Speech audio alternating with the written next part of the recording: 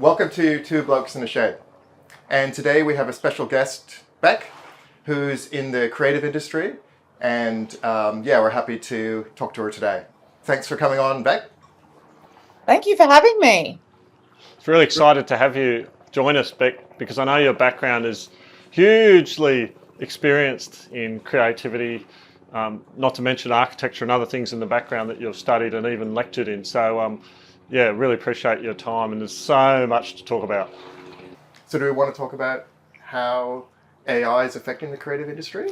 I think so. I think that's the really rich topic here for Bec to explore. So maybe we talk about, it'd be great to explore, Bec, how AI is impacting or affecting or coming alongside and augmenting the creative industry, and your thoughts there, because this is something very close to our hearts. It's really difficult. I spoke with a friend earlier this week who has so lately I've been working in film, and so the people that I've been working with, amongst them there are people that do voiceovers, and they have a range of and this is essentially, like, film industry is hard in Australia. Film industry is hard across the world. Sure, you see some very big names earning very big dollars, but for the majority of people in the industry, it is, you have a pretty big plan, a pretty strong plan B, because you're not getting your plan A income the whole time. And so a lot of actors do voice recordings, and I've seen some things in the media about inquiries into this, but basically they have had an incredibly successful international voiceover company. They did work in New Zealand during COVID, and they weathered all of that, and their business has just died in the last 3 months, as clients just turn to AI. And they've also found many of their actors' voices have been used as the foundational voice for the voices that the AI have now taken up. So ethics and AI is, I think, that is the big thing, that ethics and morals, and just because we can doesn't mean we should. I have a pretty big vat of just because we can doesn't mean we should, and it terrifies me with creativity. Another friend was back.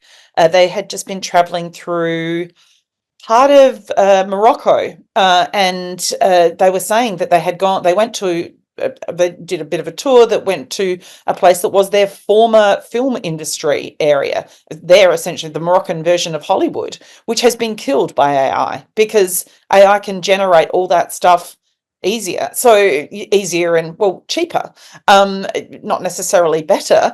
And I guess that the thing that bothers me most is that why are we taking away the good stuff? Why aren't we sending AI down into the internet and getting rid of kiddie porn, getting rid of, snuff movies, getting rid of all of stopping bots going after the elderly? And why are we not using AI for the shitty stuff that humans can't do? We're choosing to use AI for the stuff that is joy and is the substance of so many people's, it's the backbone of their businesses. And it's not making it easier or better. I'm not seeing outcomes that are better or more enhanced. I'm seeing the Mona Lisa talking in a god-awful accent about how she lost her phone. Like, that's not that's not humanity evolving into something greater. That's a dumbing down of humanity, and I get the humanity thing. It's concerning. Sorry, I've gone very dark very quickly, but it's scary. For me, it's genuinely scary, because what I do is coalface. It's constructing physical things. It's arriving at a place and coming up with solutions, often on low budgets, often with scarce resources. Sometimes, resources being not only about money, it might be time. We might have light that's fading, and I've got to create a thing that has to be there. It's that moment in that movie where it's like in that Apollo movie, and it's like, we've got to, we've got this stuff, and we've got to connect this square thing to this round thing in 30 minutes, or everyone dies. Well, no, people don't die in my situation, but if I can't deliver an outcome that, then there are serious cost implications for what might be a very low budget film, or something like that. So It is concerning. It's concerning. This is Firstly, to address one point you made about just because you can doesn't mean you should, and that's a fascinating one, because having spent a lot of time in IT with geeks, and arguably one myself, I don't know, let others judge. It's almost the reverse of that. Their challenge is almost like, well, we might be able to, so therefore we must give it a go. It's kind of like this challenge that's just beyond reach. So you're busy on the weekend? Nah, let's just work the weekend and see if we can crack this code and make it do this. So I also think then grow on that piece and then add to it, what challenges are they going to apply to that? What is the nut they want to crack with that? And the answer is whatever's the nearest thing that's around. Oh, here's the Mona Lisa. Let's see if we can animate her to look like she's speaking to this audio coming from somewhere else. So it's not necessarily very creative. it's lacking a why. Where's its raison d'etre? Like, why is it there? Like, what is it? What is the end game? Is it just to make a few people very rich and a whole lot of people very poor? Because that's sort of the thing that I'm seeing. It's taking the joyous bits out of people's reason for existence, and it's supplanting it with something else. It's like when you go to, I walked past a god awful food place like McDonald's, or take that out if that's going to cause lawsuits and things like that. But one of those places, and people now go in there and there are screeny things that you order from. Like it's even worse than going into supermarkets where it's like, I want a discount if I've got to beat my own veggies. Like, that's staff. I'm now their staff momentarily. Can I get a discount on my food? Perhaps. But it's that what's happening to those entry-level jobs for people? It's made staff obviously the biggest cost in businesses. It's made staffing incredibly cheaper. Therefore, those costs are cut, but what's happening elsewhere? How does this fit? And I don't want to look to countries like America or China for how they're dealing with this. I want to look to the smart countries that seem to actually have a genuine care for their people, and see how in the Swedish companies in the Northern Europe, how are they approaching this? Because they seem to have a greater clear through about a broader context or a more holistic, what is the end game kind of question. Well, I do think one of the questions that we're trying to answer here, Bec, is we've got humanity and we've got humans, right? And they do human things, and a lot of human things are creative. And I consider myself in the creative industry as well, although we call it engineering. And we want to remain, with all of the developments that go on, we want to use AI to augment what it means for us to be human, and don't take away from that.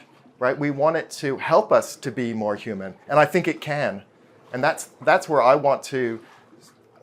think the effort should be spent, is maintaining the fact that we want to be humans and we want to maintain our humanity. And how do we use it to augment our experiences? And that could be taking away the stuff that is annoying and we don't like to do, like laying bricks, for example. It'd be lovely to use AI to lay bricks, because that's something that people don't want to do. It would be lovely for you to have AI to move bricks, but there's somebody out there for whom laying bricks gives them joy. So don't make the AI brick maker yet. Is there a demand for the AI bricklayer? Like, do you know what I mean? Like, yeah, absolutely. It's like, we need to be mindful of how we go about this tool, because it's like, it's like at school when you were at school, you would graduate from, you started out writing in blue pencil for some reason, I don't know why, and then you got a lead pencil, and then in about grade 5 or grade 4, you got a pen license. Do you remember that? Like, someone sort of essentially said, yeah, okay, you can now have this. And then later on, when you're big enough, you get your car and your vehicle license, and you've got that license. I think we almost need an AI license. We probably need a social media license. Yes, you've got enough robust resilience, child, that you can now be bombarded with messages about how shit your life actually is, because you don't look like these people that don't look like that anyway. But, so yes, child now be exposed to all of that? Because I spoke to another friend who's a teacher, and dealing with AI in schools is, how are kids learning when they are, because they're not learning this as a tool that is increasing their capacity or increasing their mindfulness. They're literally using it as the cop-out tool. It's the way to get around and not do something. And that's a function of teaching. But to come back to your point there of culturally as well, and you mentioned the Nordic regions versus the US, which is a fascinating one, because when you look at it, and there was a couple of things written about this recently. All the large language models come from the US. We're reflective of their culture. We're reflecting, what their business priorities are of the organisations that are creating that, and of course the vast investment behind that of billions of dollars flowing into that industry are not in any way necessarily constrained or shaped into a wholesome goodness for mankind's future. So you've got to come back to say, well, what is their capitalistic intent? Obviously make money, but it's a thing about popularism by the route that they define and the way they want to do it, coming from that culture.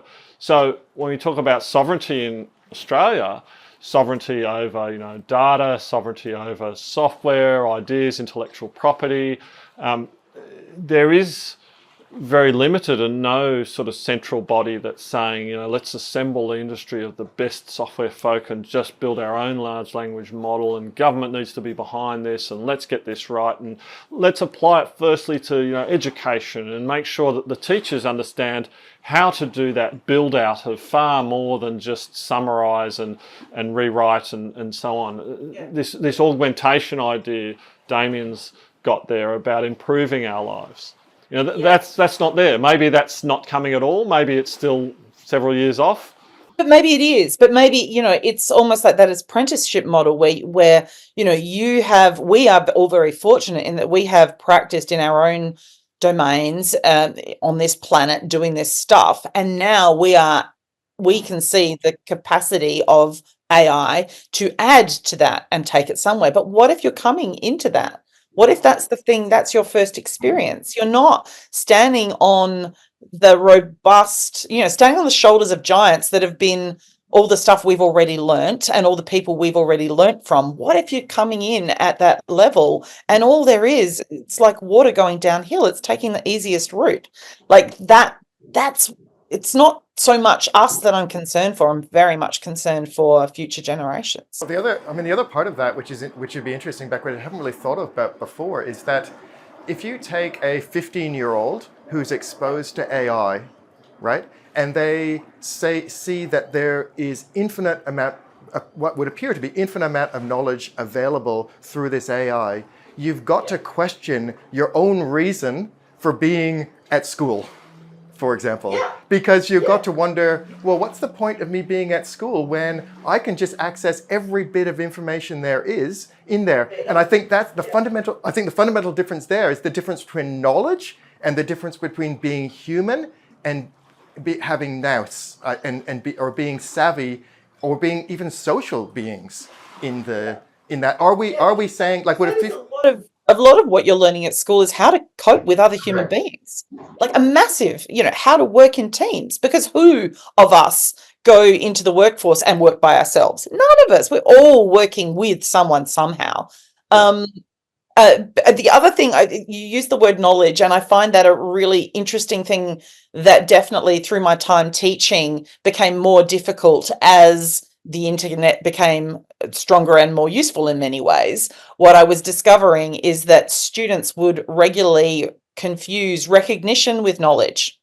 So you would talk about a concept and they would like, oh yeah, I've heard about that, therefore I know it, or I've seen that, or it's come past on my screen, I know it. You don't, you recognize it. And there's a vast difference, because knowing something means that you have, sorry, just bear with me one moment. The dog is, hang on. Mango, back here. She didn't know that person, therefore she had to bark at it. Sorry. When you know something, then you're enriched with the capacity to explore it better and exploit the good things and, push it. But just recognizing something doesn't, it's like recognizing a person. It doesn't mean you have a relationship with them. I'm gonna pick up on that point and suggest that social media per se, since about 08, 2010, has created this mile wide, inch deep thing, right? Where there is almost a social capital in recognizing and say, oh yes, I know about that. Oh, I know about this, and I not only that, I share it or I repost it or whatever, right? So I'm building my social capital around that without the fundamental understanding that we've grown up with, especially in a technical field of, okay, you know it, right? We're going to test you on it. Now, answer these questions because these are the fundamentals of that technology, and you have to go right down to detail, and you have to spend time and focus to actually really understand it and know it. So it came from a point of understanding, and it came from a point of mentoring, where experts, on the shoulders of others. We were talking earlier about Graham Russell and the way he mentored people very well. So you got to the bottom of understanding how something worked.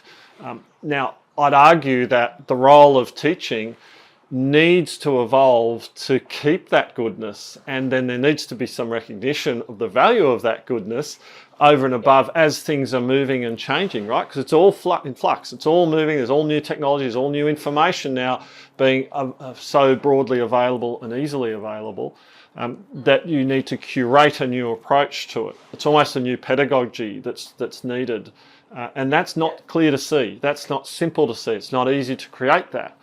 Yeah. And it's the thing is like it's that takes time, but AI isn't taking time. AI isn't even happening next Tuesday. It happened last Wednesday. Like it's here now. It's embedded and it's impacting now. And yet teaching pedagogy in schools and in private schools different to state schools, they're slow beasts. Let alone universities. There's no agility there. They're being, and they're under resourced, and yet they're dealing with the future of that is the coalface of the future. It's where, sorry, my dog is actually barking because she needs to go to the toilet. I really have to let her outside, so I've got to just pause. What's the piece that's missing for us to recognise, work with that, utilise that kind of new thought to say, well, everything's moving, everything's changing, there's no second chance. Now's the time to grasp and act and work on this. Yeah. Sorry. What's missing? That's the question. Yeah. What's missing? Well, isn't it our ability? I don't know that anything necessarily is missing. I think something not being there is kind of the point.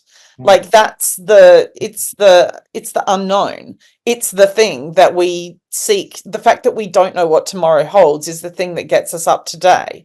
Like if we really knew wouldn't we just give up? It's like like if you knew at 15 or you had the infinite access to all the knowledge, would you be bothered going to school? It's the unknown that keeps us going. That it's hope. It's is hope the crack?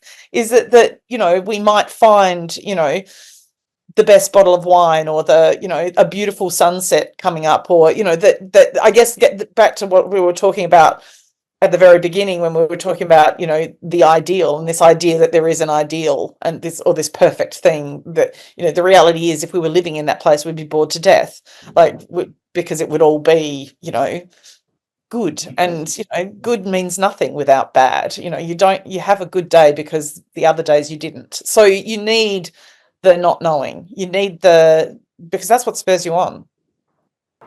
Yeah. Well, and I think that's going back to the broken bit. It's like, okay, this is broken, right? Yeah. Are we desperate here to fix it? Like, what is, or does something emerge from that? What a beautiful metaphor for letting the light in. Goodness. It is. Yeah. So maybe it's not broken. It's simply in the process of evolving, right? It's exactly. It's kind of like this this whole tech thing is really fascinating to me, because having charted it over many years and spent some time at Microsoft as well, you see this kind of, and I think it was Gartner that coined it, talking about, the trough of disillusionment. And then there's this acceptance as it sort of becomes the normal and people work. So there's this initial sort of promise, and there's this great, amazing future that's going to come. It's the initial hype, right? And to a large extent, we've been through that with a lot of the AI in the early days, and now the media is starting to settle. We're 18 months in since the major launch of a lot of stuff, then coming up 2 years really. And so that's settled down, and there's different discussions now, but there's still a bunch of people who are not engaged with it. For example, there's some good research done in Australia by a bunch of universities. I think their samples about 4,500 Australian adults, and they found that 59% had not used AI. And of those that didn't use it, half of them never wanted to use it. Now that's skewed older, no surprises, but of the roughly 40% who did use it, there was only 13% that are using it regularly and frequently. And that 13% is a really interesting number, because it's quite close to what I found in prior research in looking at the Australians' attitude to technology. There's this small group of people that are quite curious and advanced and running on the front foot all the time, wanting to adopt this, wanting to trial and use it for new and interesting things. And then this sort of diffusion curve just curves away.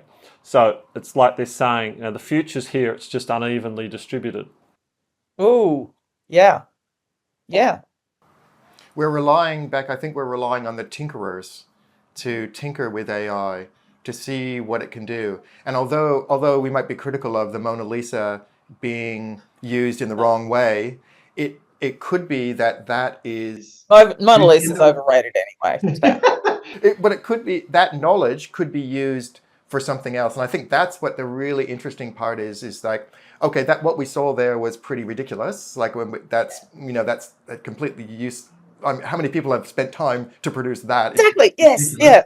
It's like when you go to this shop and you see this awful thing, like it's whatever it is, this pink plastic something or other, and you think that exists. It's not the only one of its type. There was a team of people that did a drawing about this, turned it into a reality. Somebody said, let's change this bit. They produced it anyway, and it wouldn't be there on the shelf were somebody not buying it. But it's just like, why? This is ugly. This is awful. Yeah. And we should show that clip. We might insert it. I think you're going to have to, so that people know what we're talking about. I was talking to Michael earlier, Bec, and you might find this interesting, is that I was listening to a podcast recently about NVIDIA. So NVIDIA, who's just gone gangbusters, they do graphics cards. And what they did is we've got this amazing technology. They said, we've got this amazing technology. It can do pretty amazing things. But at the moment, it's just doing graphics.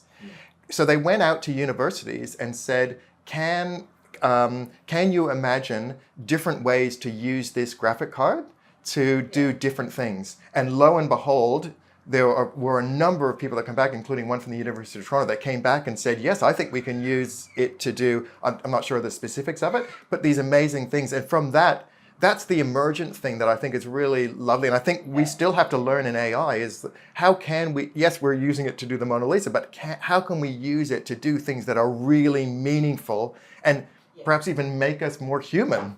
Well, let's take that idea. Let's show Mona Lisa now. Here she is. I dropped my old phone, so I had to go and get a new one. But you know how much I loved my old phone, so I buried it in front of that church in front of your house. And now that you've seen that, the notion is that this could be used for good. For example, what if you're a student at school studying art history and it was all pretty dry and boring and you had to read a lot of books and a lot of stuff online, whatever. Or Mona Lisa could talk about herself and the artist that created her and the culture at the time and the history and what was going on. How much more engaging is that? Well, I think one of the discussions that we have back is about using AI for teaching and for learning, and how that could be. I don't know, do you use AI at all in your teaching? So I'm no longer teaching. I taught at Adelaide Uni, and I was considered an early adopter of blended learning, and I gave a lecture. So this was in the early 2000s, and I stopped teaching a few years ago, and things What have is changed. blended learning mean? What does that mean? The blended learning is essentially using the right tool for the task. So it's very much about using a digital technology when that is the right thing, particularly in architecture where there are a whole lot of things that are great to incorporate digitally, but there's a lot of face-to-face, one-on-one studio, physical model making, physical drawing, site visiting stuff that is very hands-on, coal-face, need to be there kind of thing. So the blended learning is Wasn't it Glenn Murcutt who sat down and said, I'm just going to let the pencil find out what the pencil wants to do, and that will be the architecture. A friend of mine took me to for a birthday present, gave me a clay class, a pottery class with a pottery wheel, and like you learn so much. Like I have so much appreciation for the humble bowl or mug, having now tried to do that myself. Because everything that I made, the clay informed what it wanted to be. It was not, I might have been spinning the wheel and holding it, but it looked like it looked. It was not me directing it at all. Well, that goes to my opinion about AI, Beck, which we have talked about before, and that is that AI is, I think, very good, especially things like Midjourney or graphical interface, is very good at producing unique and maybe magical bits of artwork, but it can't create what you want it to create, right? So it's almost like it creates its own thing. Like you just plug in some prompts and it will do its own thing. And you can get very good at doing a prompt, but still it's got its own, non-deterministic way to do what it's going to do, and you really don't ultimately have control over what it's producing. Yeah. I guess it's one of those tail wag the dog moments that bothers me immensely. And I think back to the early days of when SketchUp became widely available cheaply, and students would come along and bring these drawings that these god awful, like it would have been better had it been graph paper and biro, for crying out loud, but they'd bring these designs that they thought were super cool. They'd use SketchUp and they were producing things that looked finished because they were using a tool that made it look finished. But if you have knowledge of what you were able to read drawings, there are so many errors that you could see, things that didn't make sense, that where gravity, you would turn this into a real building, you've got to understand that this is not going to work. But also just the lack of the idea of drawing as exploration rather than drawing as product.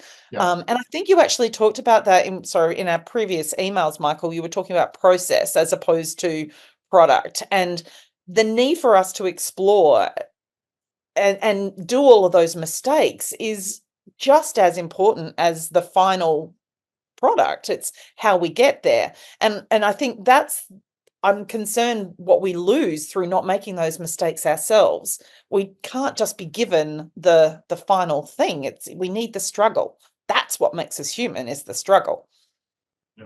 It's almost like, no, that's very interesting, because it answers one of the questions on the list behind us, which is what is it that makes us human? And it's the overcoming of struggle and perhaps the learning in that curve, the often painful learning, right, of how do you do that and what is that? It's almost as if it's a trade. In learning a trade, the robots can't do a lot of that yet, much of it, little bits perhaps, in the future perhaps more, but there's a lot of nuance, there's a lot of flick of the wrist, there's a lot of, in this situation this tends to work better but not always, so you need to draw on other skills and apply those with great judgment at certain times.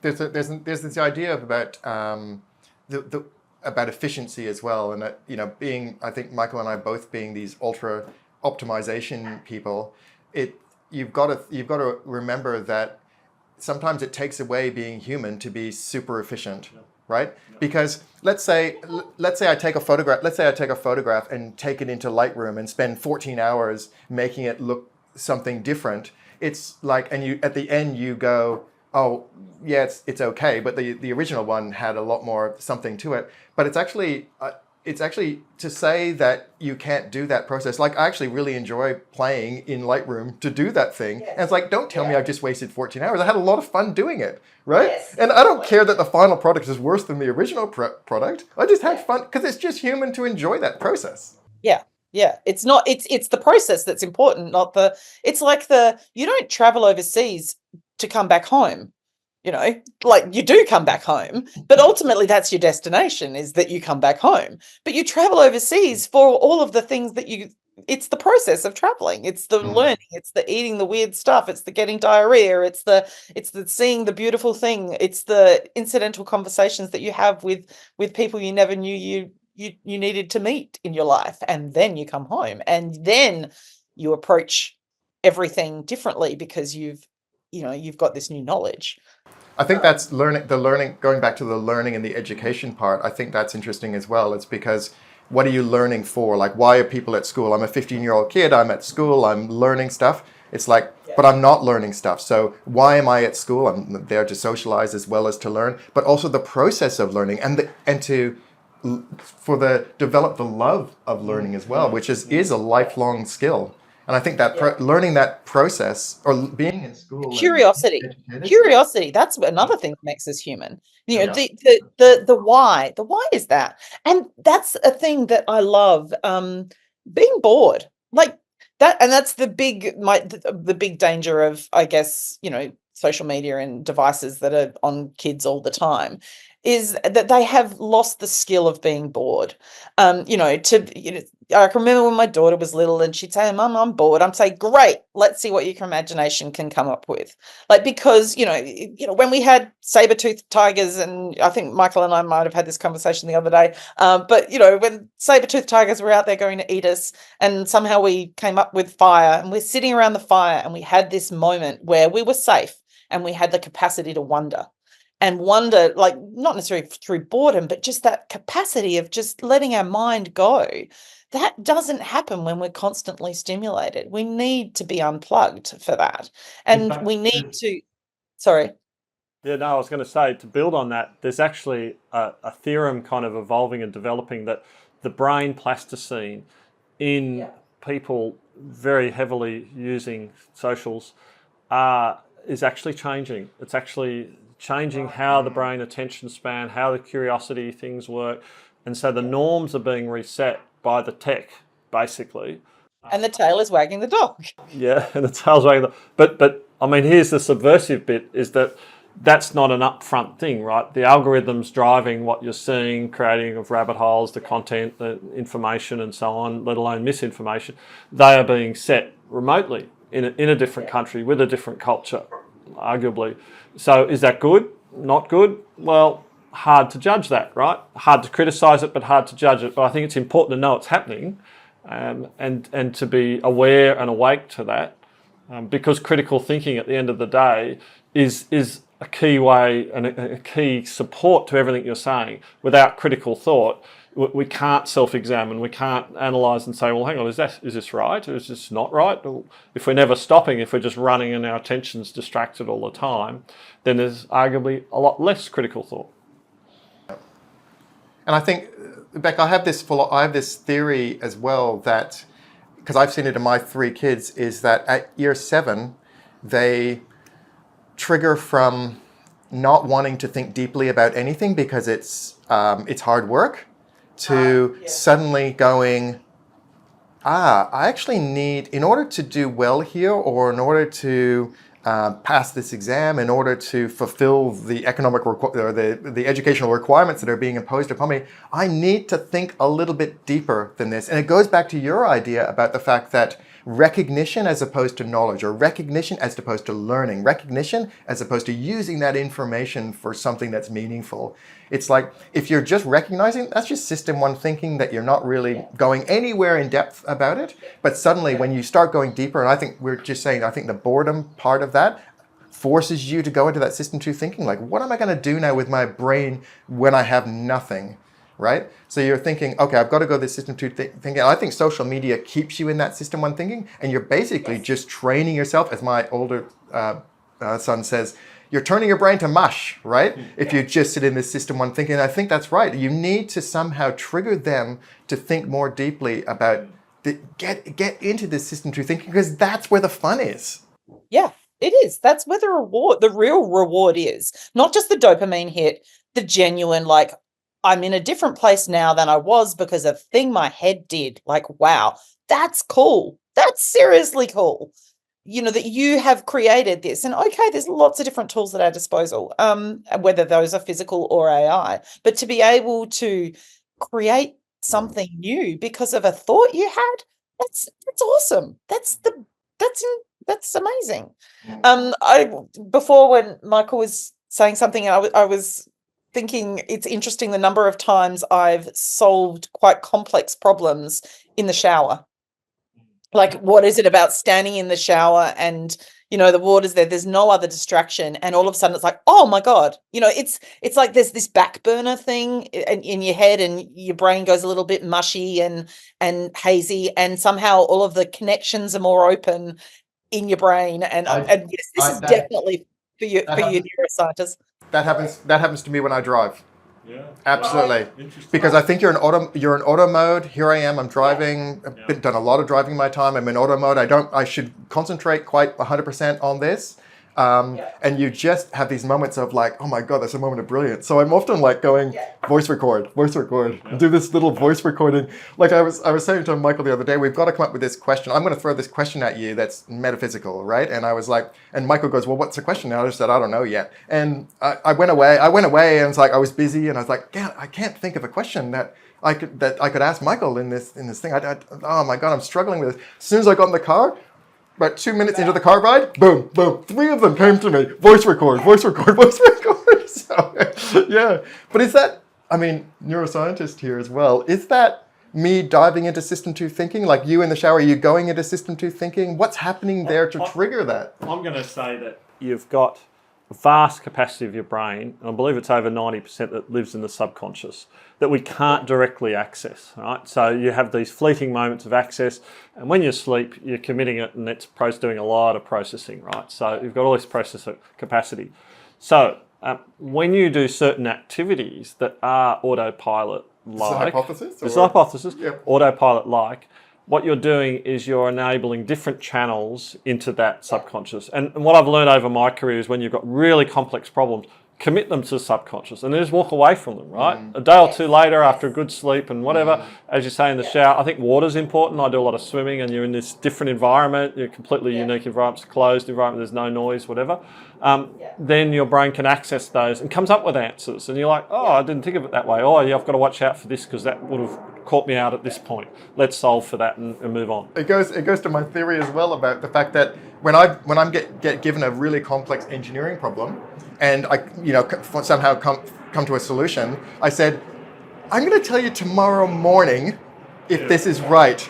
Because if I wake up at 3 a.m., I know there's something wrong. But if I sleep through the night, and I wake up in the morning, at 6 a.m., ring them and say, I had a good night's sleep, we're all good, let's go. Yeah, no, I think that the capacity to trust your own knowledge, but also to know that this might not be right. My back burner needs to just make sure, that's important. That's very important. And But yeah, that there's capacity- definitely, sorry. John? Yeah, there's definitely things that I could just, I used to say to Simon, I just need my brain to go fuzzy. Do you guys do cryptic crosswords? I don't. I've done, but I'm not good at them. Yep, I've done. I love doing it. But you need to be able to, because you need to look at this stuff and then let your brain go fuzzy to be to let it connect all the stuff that you know that doesn't have a direct pathway. So that it's that fuzzy, and your neuro person is going to go, she's bonkers. No, she doesn't know how brain works. I don't know how brains work. But that capacity to see that other thing, to connect the unknowns and come up with a new solution, that needs your attention, and also needs your inattention. Yep. And I think that's the key point, is that you know how your brain works.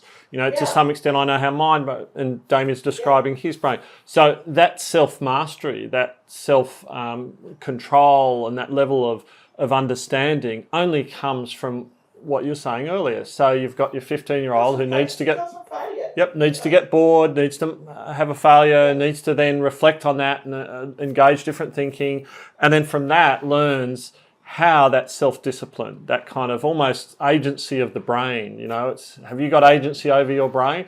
Perhaps a lot of people don't have what we're Well, that's describing. that emotional intelligence, thing Yeah, that yeah. people just lack. I can remember when I was teaching, and the big thing that particularly teaching in architecture and design was, and we still, as far as I'm aware, we still teach hand drawing as well as CAD. Like, you have to be able to do both. You cannot; they don't exist in isolation. And but so many students, like, they don't. The drawing thing terrifies them. The hand drawing absolutely terrifies them, because for a lot of them, they stopped doing that when they were 7. At school, in whatever year you are in, at about 7 or 8, that's when most people stop. And it's interesting, develop cognitively, in terms of cognitive development, what's happening there is that's when you look at kids' doodles, and they get to a point where they become fascinated with making things look real. And to make a table look real, you're not drawing a rectangle, you're drawing a parallelogram, or not, just some weird trapezoid sort of shape. So, and kids, and you'll get the kids that do the copying, like they draw the cartoon characters over and over again because they've got good at that. Most people just give up drawing altogether. So when you rock up and decide you want to become an architect, or you decide you want to go and become an architectural engineer, and all of a sudden you're faced with, I've got to do this hand drawing stuff, it's terrifying. It's kind of big and scary. But they don't realize that in order to get good, you've got to be bad. You've got to fall down. And as children, they knew that they would just have to keep on trying up, standing up, before you could take those steps, and then learn to walk, and then learn to run.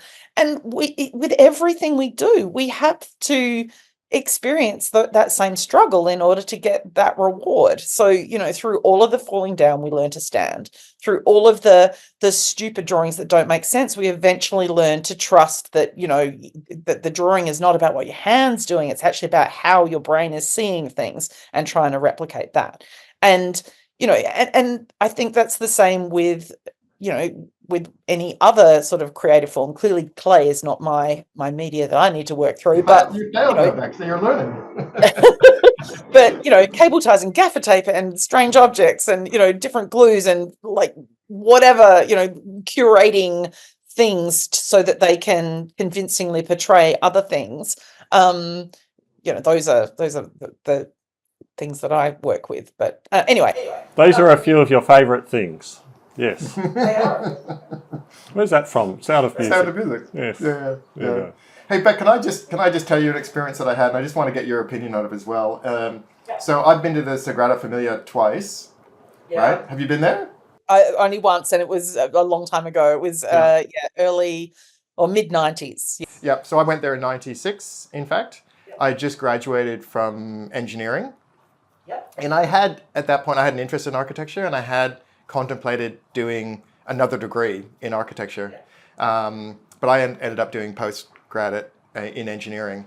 But I arrived at the Sagrada Familia, had never really been, coming from a country town, had spent a bit of time in Toronto, but never really experienced that type of architecture, whatever that type of architecture is. I think no one's experienced Gaudi until you've experienced Gaudi. He's an outlier. Yeah.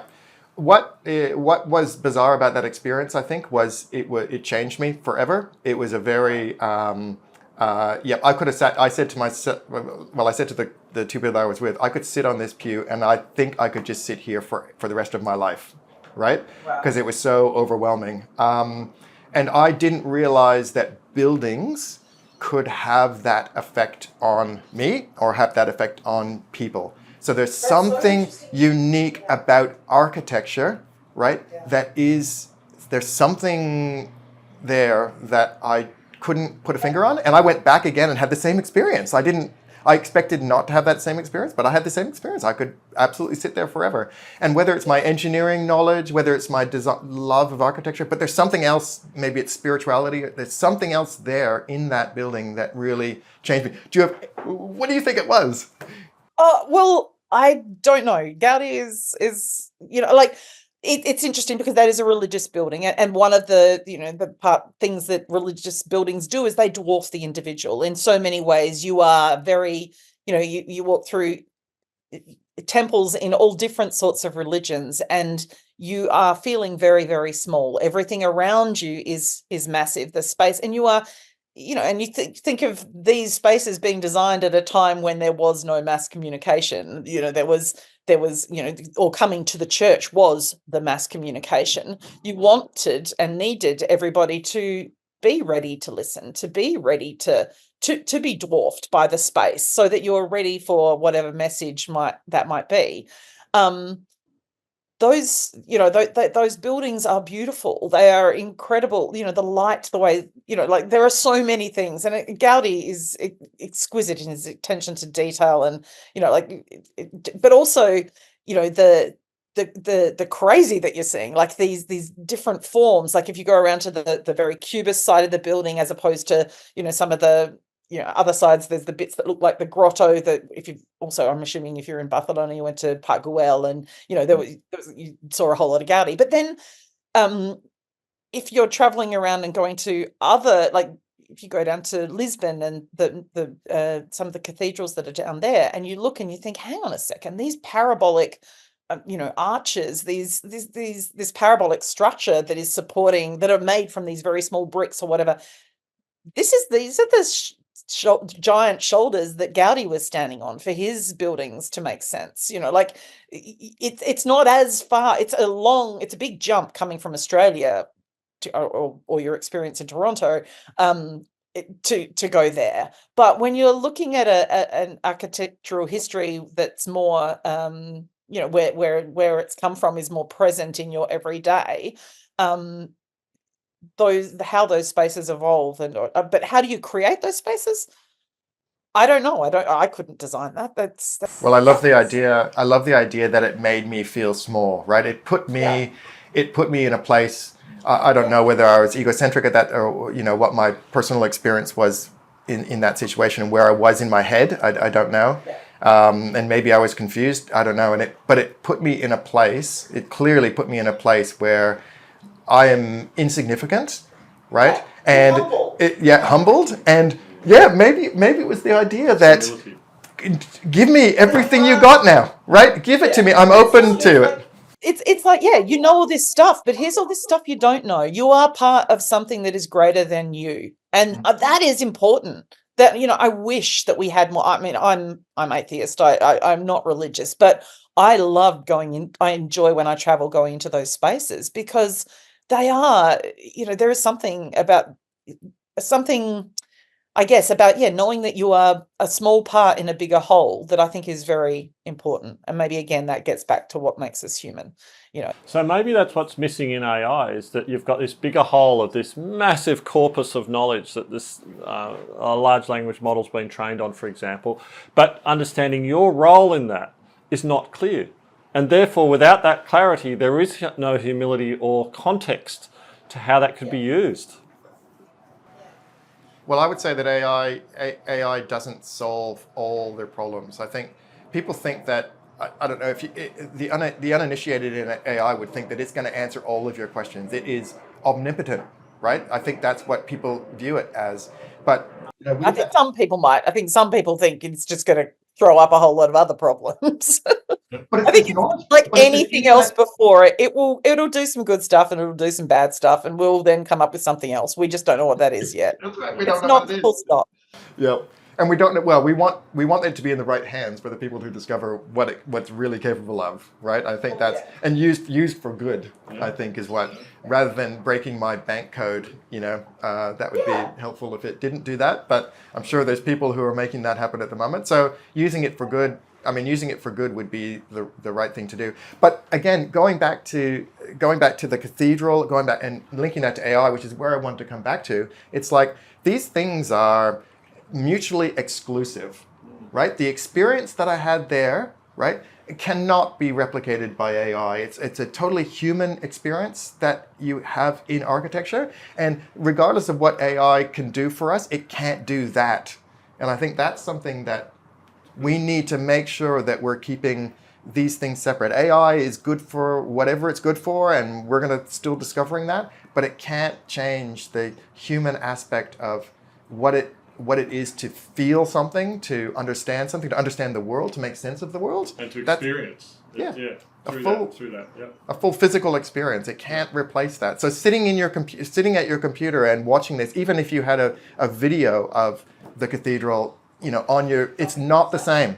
And I think that's an important thing for people for everyone to recognize, I guess, is that these things are different experiences, and being human and experiencing that it's human. Yeah. And AI can't replace that. And it's I guess there's that whole thing of authentic. What is authentic? But we do crave authenticity. We want to know that the person that we love is real, that I'm assuming we all want to know that. Maybe we don't. But I think there would be a commonality that we need to know who to trust and who not to trust, and what is real and what is not. That is how we create our social bonds and our familial bonds. And I think as you step into this world with AI coming at you and with messages of buy this, want this, spend your money here, where do you trust? Who do you trust? Because it feels there's an authenticity that is lacking there. And do you just sort of say, well, we know it's all inauthentic and therefore we don't trust any of it, or we go into this knowing that this is what we're being served? It's tricky. That goes to the control. That goes to the control thing. Who's controlling? Yep. Like, here I am. I'm a human. I've got a life. I like to think I have a bit of free will, and I'm. But we all know that our free will isn't as free as we think it is. No, of course we're morally we're fitting inside things, societal, everything. We're fitting inside a certain box that we don't dare. Most of us don't dare deviate from. So yeah, we've got a certain amount of free will. How is AI controlling that? How is AI manipulating that? Where are our value systems coming from? Yep. Are they being manipulated in some way? Where do we fit on the political spectrum? I mean, where do we fit on the social spectrum? All of that we've got to understand that we still control that in ourselves, and we have to take the AI as being, I love the word authentic. That's a really lovely word, Bec. But what is authentic here? What is real in my life, right? I think that's a really interesting understanding. And I think getting to that then is the next point of saying, how do you jump off that speeding bullet train of technology and then say, well, hang on, we're going to just pause at this station. We're going to learn some of this reflection, some of this very important guiding kind of principles, or return to some fundamentals of authenticity. And then we're going to jump back on the train with a new outlook of critical thought except the train's not going to stop. The train's not going to be. Well, that's it. So is it up to us, for example, as parents with kids, that we deliberately stop the train and take them off to the station and explore a bit before we jump them back on? We let them fall over before they walk. We let them, we don't give them the biro at the beginning. They have to learn with lead pencil first. Like, how do we integrate that as society? I have no idea. Because the reality is that, whatever control we might think we have within our family, control is probably the wrong word, whatever influence we think we might have within our own family, it's, as a parent, you're on from the moment they're born, it's a long, slow wedge of becoming redundant to create a good adult. Like, that's what, you've become a parent, not because you want a child, you want to create an adult, a fully functional adult that's able to go out there and, and not need you. It'd be nice if they wanted you, but they don't need you. That's so, but all of that is, and, they get to, there's these milestones of ages that they get to where your influence is a whole lot less. The influence of whatever it is, whether it's the device, whether it's the friends, whether it's the friends and the families, that those, it's that intersection of all this mess of society, this tangle, we're talking about it being a tapestry. It's not, it's a tangle. It's a big bowl of spaghetti out there. And, as parents, it's really tricky because we've got this little bit that we can help curate and cultivate this this tiny human, this tiny baby adult that we're making. Bec, I think the idea of becoming redundant, like I've spent the last 10 years trying to become redundant in my workplace. It's not been completely successful, but I do go around to people saying I'm trying to make myself redundant, but I don't think that suits everyone. I think people want to be relevant, and I think and maybe doing a podcaster is me being relevant again. I don't know, but I think the idea that on the workplace about being redundant is a tough one, and it doesn't suit everyone. So people create. I mean, there's a lot of in every industry. I think it's not unique to my industry, but a lot of people spend their time making themselves more relevant and actually making more work for themselves. Right? There's a whole ecosystem around that. It's like the garbage truck dumping garbage on the road so that they can come and clean it up later because they're making work for themselves, right? I'm not saying that happens, but it's a metaphor for, creating more work so that you have more work for yourselves. I think the idea of becoming redundant as a parent or as a worker is a tough thing to comprehend and understand. I don't mean that in a negative way. I mean it in a, wouldn't it be great if third world aid could be redundant because we had created a world where it was no longer necessary? Wouldn't it be great if feminism was no longer could become redundant because we were actually in a place of genuine equality and, and it was no longer a necessary thing? Wouldn't it be great if, that's what I mean in terms of redundancy, is just that, our job is to create someone that can stand on their own 2 feet. We desperately want to be wanted.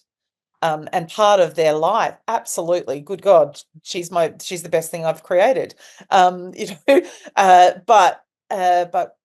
we shouldn't need to be needed because an adult can be there by themselves. So. And that's the fear. That's the fear of living to 125, which I don't plan to do. But that's the fear of living to 125 is that you want to remain relevant because you want to, So it's actually better, it's actually better for us to have a limited life so that we do these meaningful contributions and then we pass that on.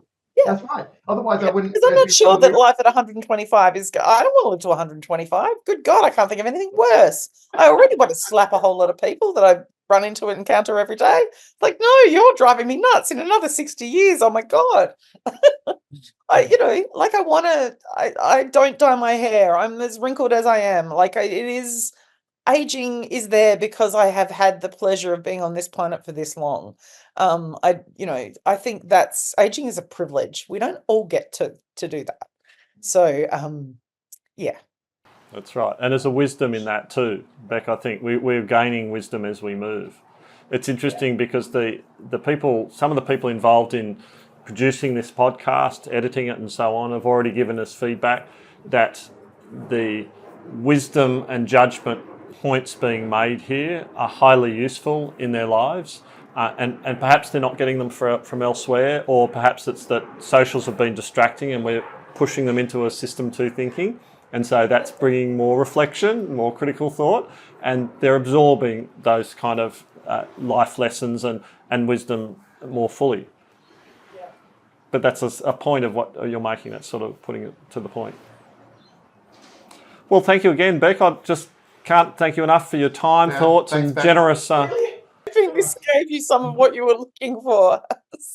It's been terrific to hear all of that, and we've covered a lot of ground today. So I don't think we've solved the world's problems, but that's we've just identified some cracks. Getting closer.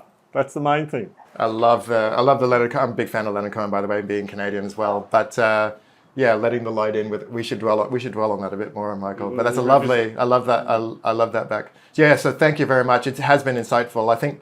Michael and I bantering amongst ourselves is only good for a certain bit, I think. So you're pushing outside of our comfort zone, which is good for us as well, and having a different dynamic and a different view. I think it's really interesting. So no, really appreciate it. Thank you. Thanks, Bec. Okay. We'll see you soon. See you guys. Take care. Bye-bye. Bye.